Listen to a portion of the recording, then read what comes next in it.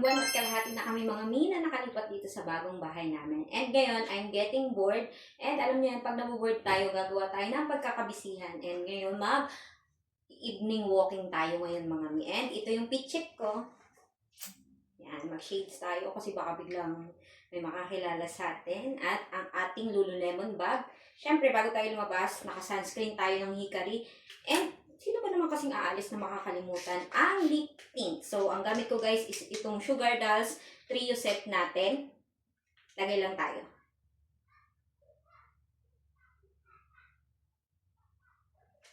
Yan. And very coquette din yung shoes natin ngayon. Hindi natin makakalimutan yan.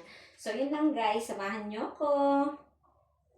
Bago tayo umalis mga mi, inon ko lang yung walking timer ng ating Xiaomi Smart Band 9. Tapos nasa Alphamart na tayo ng mga moment na to at Santiago's Furniture. Tapos nag-crave ako ng kimchi kaya napunta ako sa Dali guys. Pero walang stock ang kimchi ngayon sa Dali.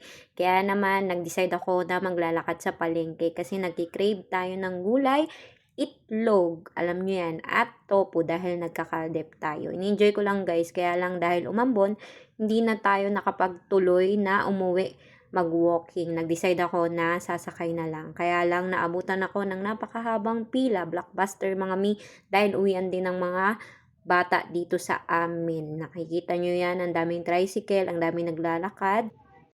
Tayo guys, mag-walking gabi na. Kaka-crave ko ng gulay ito at itlog. Yan, nandito tayo sa loob ng subdivision. Mag-walking din sana ako pabalik. Kaya lang, umambon. Kaya sumakay na lang tayo. Buti na lang, meron hanggang loob. After 2 hours pa kami nakauwi na tayo dahil nga nag-blockbuster yung pila. So, yun, kaka-cravings natin ito ng gulay at itlog. See you ulit sa day 2.